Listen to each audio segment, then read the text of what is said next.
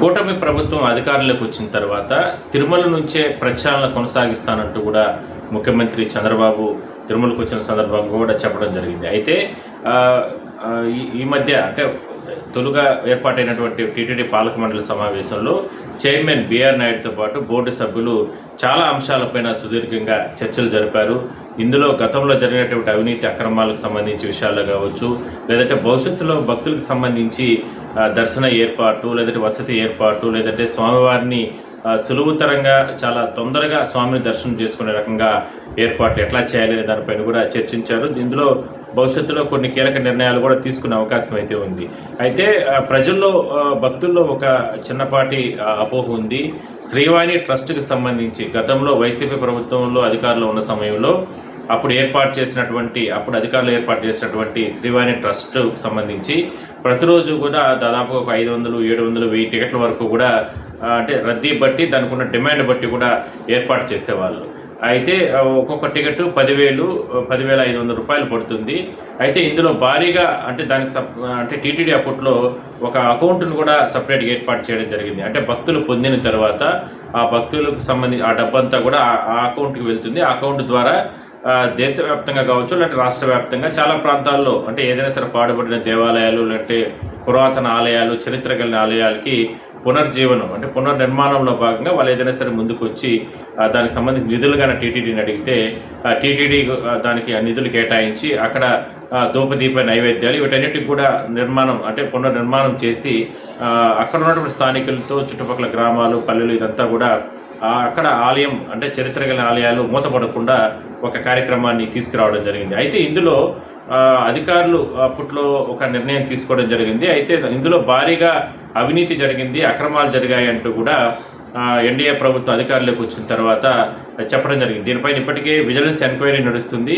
భవిష్యత్తులో వాస్తవాలన్నీ కూడా బయటకు తీసుకొస్తాం అంటూ కూడా అధికారులు చెప్పారు. అదేవిధంగానే ముఖ్యమంత్రి కూడా చెప్పడం జరిగింది. దాని తర్వాత కొత్తగా ఏర్పాటైనటువంటి చైర్మన్ బిఆర్ నాయుడు కూడా చెప్పడం జరిగింది. ఒకనొక దశలో బిఆర్ నాయుడు గారు కూడా ఏదైతే ఈ శ్రీవాణి ట్రస్ట్ అనేది దాన్ని తొలగిస్తాం, ఎట్టి పరిస్థితుల్లో దానిపైన పూర్తి స్థాయిలో చర్చ జరుపుతామంటూ కూడా చెప్పడం జరిగింది. అయితే నిన్న జరిగినటువంటి బోర్డు సమావేశంలో అందరి అభిప్రాయాన్ని తీసుకున్నటువంటి చైర్మన్ గారు ఒక నిర్ణయం తీసుకోవడం జరిగింది. అయితే ట్రస్ట్ను రద్దు చేద్దాం, అంటే ఆ అకౌంట్ అన్నింటినీ కూడా క్లోజ్ చేసి అంటే ఇప్పటి వరకు జరిగినటువంటి అదైతే ఉందో దానికి సంబంధించిన ట్రాన్సాక్షన్స్ అవన్నీ కూడా పూర్తి స్థాయిలో విజిలెన్స్ ఎంక్వైరీ నడుస్తుంది దానిపైన.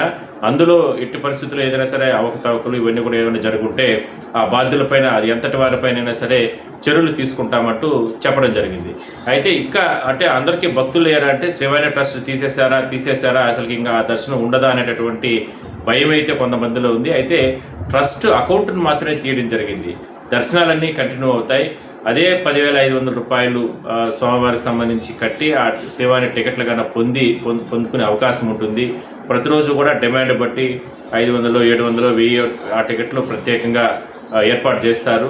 వాటన్నిటికి సంబంధించి సులువుతరంగా ఆ ప్రాసెస్ అంతా కూడా ఈ మధ్య కాలంలో కూడా ప్రత్యేక కౌంటర్లు కూడా పెట్టడం జరిగింది దానికున్న డిమాండ్ బట్టి. అయితే ఇందులో ఆ అమౌంట్ అంతా అంటే భక్తులు సమర్పించిన అంటే ఆ టికెట్లు కొనుక్కున్న తర్వాత వచ్చే ఆ డబ్బంతా కూడా టీటీడీకి ఉన్నటువంటి మెయిన్ అకౌంట్కే వెళ్తుంది. ఆ మెయిన్ అకౌంట్కి వెళ్ళిన దానివల్ల పారదర్శక అనేది ఉంటుంది, ఆడిటింగ్ ఉంటుంది, ఎక్కడా కూడా జవాబుదారీతనం ఉంటుంది, ఎక్కడా కూడా ఆ డబ్బులు అన్యాక్రాంతమయ్యే అవకాశం లేదు. ఒకవేళ ఏదైనా సరే అలాంటి ధూపదీప నైవేద్యాలకు సంబంధించి ఆలయాలు పునర్జీవన భాగంగా ఏదైనా సరే ఏర్పాటు చేయాలంటే కన్నా మెయిన్ అకౌంట్ నుంచే బోర్డులో చర్చించి నిర్ణయం తీసుకుని అధికారులు అప్పుడు నిధులు కేటాయిస్తారు. ఇట్లా ప్రత్యేకంగా అకౌంట్ పెట్టిన దానివల్ల భారీగా అవినీతి జరిగింది, అందులో అవకతవకలు జరిగాయి. అట్లా ప్రత్యేకంగా అకౌంట్ పెట్టాల్సిన అవసరం ఏంటి అనేటటువంటిది ప్రధానంగా ఇప్పుడు చెప్తున్నటువంటి టీటీడీ బోర్డు చైర్మన్ గారు కావచ్చు, లేదంటే బోర్డు సభ్యులు కూడా చెప్తున్నటువంటి మొత్తం మీద రాబోయే రోజుల్లో ఆ అకౌంట్ అంతా కూడా తొలగించారు. ఆ టికెట్స్ అనేది ఉంటాయి. ఆ శ్రీవారికి సంబంధించిన సేవా టికెట్ ఏదైతే దర్శన టికెట్ విఐపి టికెట్లు అనేది కొనసాగిస్తారు. ఎవరు కూడా ఇందులో ఆందోళన చెందాల్సిన అవసరం లేదు. శ్రీవాణి దర్శనం ద్వారా అత్యంత దగ్గరికి వెళ్ళి స్వామివారి దర్శనం చేసుకోవాలనేటువంటి ఆలోచన ఉన్న వాళ్ళంతా కూడా నేరుగా తిరుమలకు వచ్చి ఆ శ్రీవాణి దర్శనం టికెట్లు వివిఐపి దర్శనం టికెట్లు తీసుకొని 10,500 రూపాయలు చెల్లించి దాని తర్వాత స్వామి అత్యంత దగ్గరగా ఆలయం లోపల లఘు మహాలఘు దర్శనాల్లో దూరం నుంచి చూస్తూ ఉంటాం.